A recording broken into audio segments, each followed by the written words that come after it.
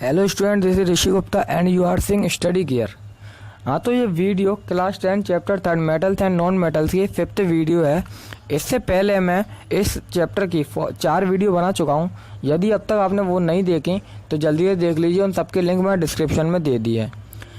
आज की वीडियो में हम बहुत ही ज़्यादा इंपॉर्टेंट टॉपिक्स पढ़ेंगे जो कि एग्ज़ाम में सबसे ज़्यादा पूछे जाते हैं और अभी तक का रिकॉर्ड रहा है कि ये टॉपिक सबसे ज़्यादा पूछे गए हैं। जो स्क्रीन पर इस वक्त टॉपिक्स हैं वो सब आज हम पढ़ेंगे।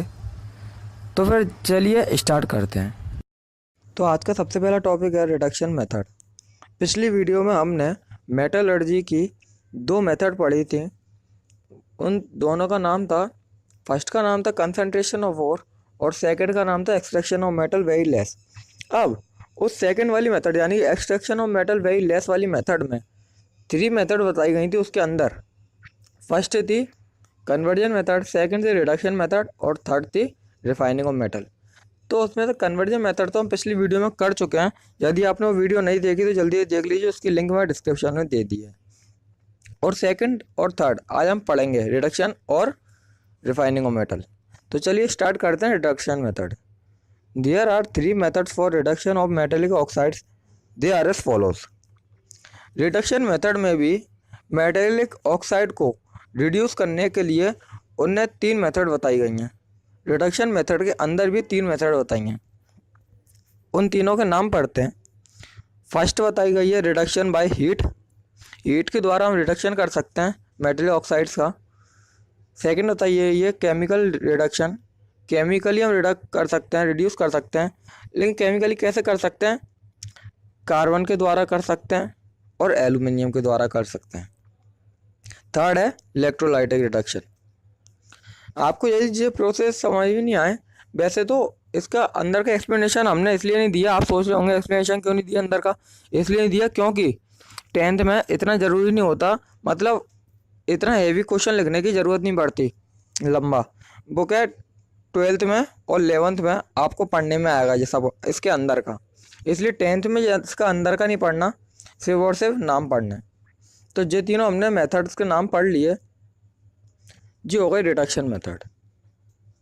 अब थर्ड मेथड है रिफाइनिंग ऑफ मेटल। 2 मेथड हमने कर लिए, extraction of metal very less की, कन्वर्जन मेथड और रिडक्शन मेथड। अब थर्ड और लास्ट है रिफाइनिंग ऑफ मेटल। तो चलिए इसे पढ़ते हैं और समझते हैं। The metal obtained from various reduction process contain certain impurities. The process of obtaining pure metal by removing these impurities is called refining. The common method used for refining are liquefaction method, distillation method and electrolytic refining। अब इसमें ये लिखा है कि reduction process के through हम metal को pure करते हैं, लेकिन हमारे मन में तो यही रहता है कि मेटल बिल्कुल प्योर हो रहा है, उसमें कुछ भी इम्प्योरिटीज़ नहीं है। लेकिन यदि बहुत गहराई से देखा जाए तो उसमें थोड़ी बहुत इम्प्योरिटीज़ रह जाती हैं। अब उन इम्प्योरिटीज़ को हटाने के लिए और मेटल को प्योर करने के लिए जो प्रोसेस यूज होती है उसे रिफाइनिंग कहते हैं। जो होती है रिफाइनिंग ऑफ मेटल प्रोसेस। अब रिफाइनिंग ऑफ मेटल प्रोसेस में भी 3 मेथड यूज़ की गई हैं मेटल को प्योरीफाई करने के लिए। फर्स्ट लिक्वेशन मेथड है, किसी लिक्विड के थ्रू, ठीक है। सेकेंड है डिस्टिलेशन मेथड और थर्ड है इलेक्ट्रोलाइटिक रिफाइनिंग। ये तीनों मेथड आपको 11th में पढ़ने में आएंगी और ये तीनों मेथड बहुत अच्छी हैं। आप विश्वास मानिए, बहुत अच्छी मेथड है, आपको हाल समझ में आ जाएंगे और आपको लगेगा कि हाँ सच में इससे मेटल प्योर होता है। तो ये थी रिफाइनिंग ऑफ मेटल। ये extraction of metal very less की पूरी तीनों की तीनों मेथड हम पढ़ चुके हैं और मेटल को एक्सट्रैक्ट यानी कि प्यूरीफाई करना सीख चुके हैं। अब हमने मेटल्स को प्योर करने की मेथड तो समझ ली तीनों की तीनों। अब एक आध मेटल को प्योर करके तो देख लेते हैं कि होता है कि नहीं होता हमसे। तो हम करते हैं एक्सट्रैक्शन ऑफ सम मेटल्स। कुछ मेटल का एक्सट्रैक्शन करके देखते हैं। उसमें से फर्स्ट का करते हैं हम extraction of iron from hematite. Iron का हमें एक्सट्रैक्शन यानी कि प्योर आयरन निकालना हमें हेमेटाइट हटा के। अब इसमें क्या क्या स्टेप्स यूज होंगी वो समझते हैं।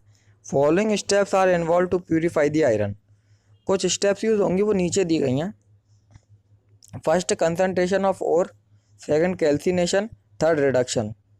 जैसा हमने पढ़ा है कंसंट्रेशन सबसे पहले ओर का कंसंट्रेशन करना पड़ता है, उसके बाद कैल्सिनेशन करनी पड़ती है, उसका रिडक्शन करने के बाद प्योर मेटल बाहर आ जाता है।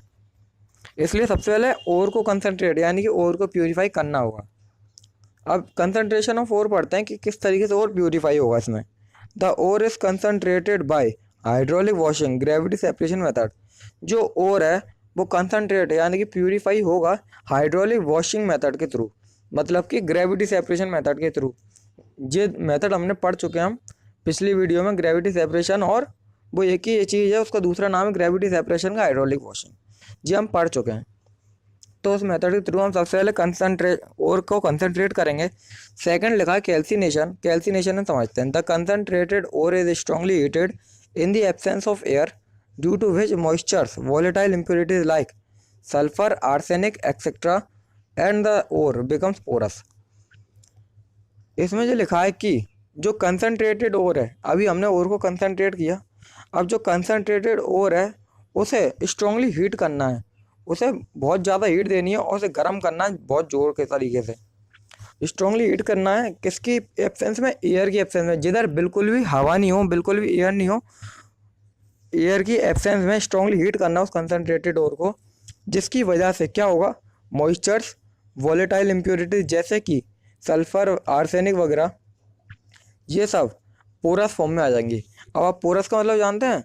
स्पंज देखा होगा आप सबने। स्पंज में जब आप पानी डालो तो वो पानी को एब्जॉर्ब करता है और कुछ पानी थोड़ा थोड़ा बूंद नीचे टपकती रहती हैं, वो पोरस फॉर्म में होता है। मतलब पोरस वो होता है कि जब हम उसमें वाटर डालें तो वाटर को एब्जॉर्ब करे, ना कि निकाले। उस टाइम हम उस चीज़ को कहते हैं पोरस, मतलब कि वो एलिमेंट पोरस फॉर्म में।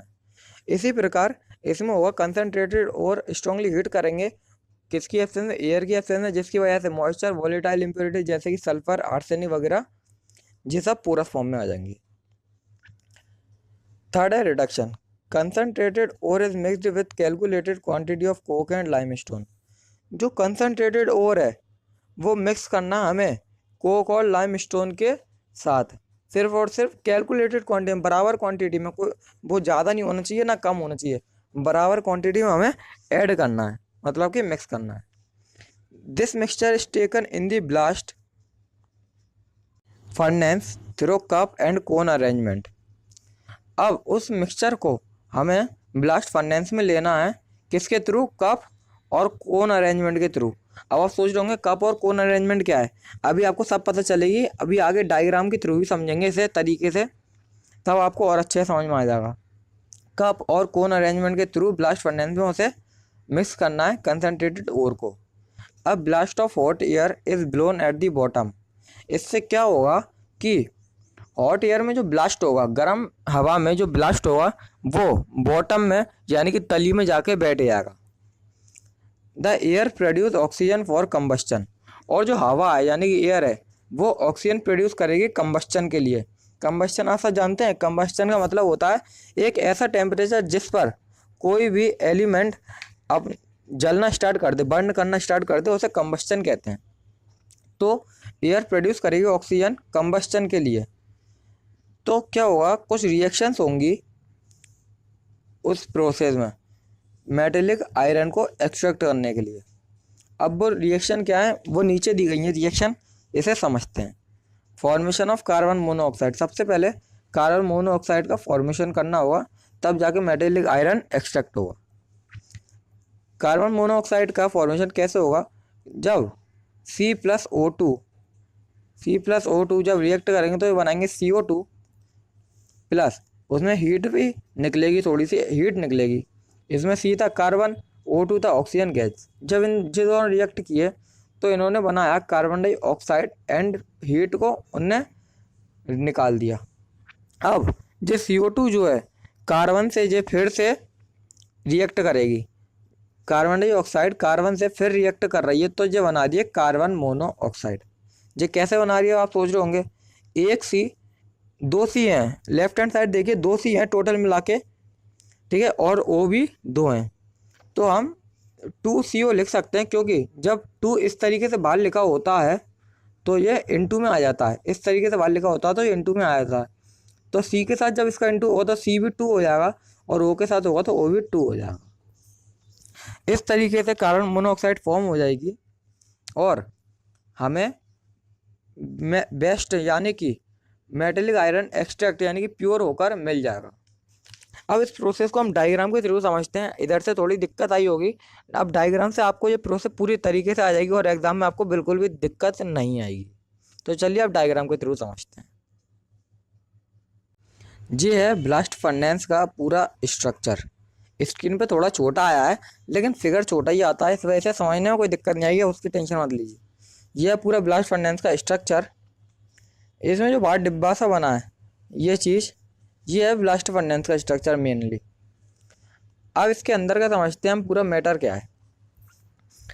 इसमें सबसे ऊपर गोल गोल से ये बने हैं ब्लैक ब्लैक कलर के, ये हैं चार्जेस जो कि हमने ऐड करे हैं, उसमें अभी चार्जेस हमने डाले हैं। और इधर जो है ये ट्रायंगल जैसा ये हॉपर है जो कि चार्ज को लोड कर रहा है। ठीक है, इन दोनों चीज़ को डालने के बाद कुछ गैसेस वेस्ट गैसेस बाहर आ जाएंगी। किन दो होल से? इन दो होल से, जे होल और जे होल, इन दो से वेस्ट गैसेस बाहर आ जाएंगी। इधर से वेस्ट गैसेस बाहर आएंगी। अब वेस्ट गैसेस बाहर आ जाएंगी तो थोड़ा बहुत तो प्योर होगा। अब वो चीज़ और अंदर जाएगी और अंदर जाने के बाद आयरन फॉर्म होगा, आयरन बनेगा और उसका आयरन का अचानक से टेम्परेचर बढ़ जाएगा, वो सीधा जाएगा 400 डिग्री सेल्सियस पे पहुंच जाएगा। आयरन फॉर्म होने का सीधा उसका टेम्परेचर 400 डिग्री सेल्सियस पे पहुंच जाएगा। आप सोच रहे होंगे क्यों? ये ब्लास्ट फर्नेस प्रोसेस है, इसमें यही होता है, एकदम से टेम्परेचर बढ़ता है। अभी आपको आगे और अच्छे समझ में आता जाएगा, आगे क्लास भी आपकी बढ़ती जाएंगी तो आपको और अच्छे समझ में आता जाएगा। सीधे 400 डिग्री सेल्सियस पहुँचने के बाद ये थोड़ा नीचे आएगा आयरन, उसके बाद कार्बन मोनोऑक्साइड फॉर्म होगी, कार्बन मोनोऑक्साइड बनेगी मतलब CO गैस, और उसका भी टेम्परेचर एकदम से बढ़ जाएगा, सीधा पहुंच जाएगा 800 डिग्री सेल्सियस पे। 800 डिग्री सेल्सियस पे पहुंचने के बाद वो और नीचे आएगा, क्योंकि जितना टेम्परेचर बढ़ता जाएगा वो उतना गर्म होता जाएगा और नीचे आता जाएगा। अब नीचे आने के बाद अब कार्बन डाइऑक्साइड गैस फॉर्म होगी। अभी कार्बन मोनोऑक्साइड फॉर्म हुई थी, अब कार्बन डाइऑक्साइड गैस फॉर्म होगी और उसका टेम्परेचर एकदम से बढ़ेगा, वो पहुंचेगा 1400 डिग्री सेल्सियस पे। अब आप सोच लीजिए 1400 डिग्री सेल्सियस उस टाइम वो कितना गर्म होगा। 1400 डिग्री सेल्सियस से पहुंचने का तो थोड़ा नीचे आएगा और इधर हॉट एयर का ब्लास्ट होगा। अभी हमने जैसे कि लैंग्वेज में पढ़ा था हॉट एयर का ब्लास्ट होता है नीचे आके, उसी प्रकार यहाँ पे हॉट एयर का एक ब्लास्ट होगा। ये देखिए, ये इधर ब्लास्ट होगा इसके अंदर, और ये जो होल है ये प्लग होल है, और ये मोल्टन स्लैग है। आप सोच रहे होंगे ये क्या है रंग बिरंगा, ये मोल्टन स्लैग है। अब ये सब प्रोसेस होने के बाद मतलब ब्लास्ट होने के बाद हॉट एयर का प्योर आयरन यानी मोल्टन आयरन तली में आके बैठ जाएगा, बॉटम में आके बैठ जाएगा। ये ब्लैक ब्लैक जो है वो है आयरन, प्योर आयरन। ये तली में आके बैठ गया और ये प्लग होल है तो इसके थ्रू हम प्योर आयरन को हम निकाल लेंगे। ये थी पूरी ब्लास्ट फर्नेस प्रोसेस। देख लिया कितना सिंपल थी, मैंने कही थी कि डायग्राम के थ्रू आपको हाल समझ में आ जाएगी, भले लैंग्वेज के थ्रू आई चाहिए आए। अब तो आप लैंग्वेज में मन से लिख सकते हैं तो आपके बिल्कुल ही मार्क्स नहीं कटेंगे। तो गाइस आज का टॉपिक हम यही एंड करते हैं। आज के जैसे कि आज की वीडियो हम थोड़ा अंदर घुसे चैप्टर के, अब अगली वीडियो में और घुसता जाएंगे। तो चलिए तब तक के लिए बाय।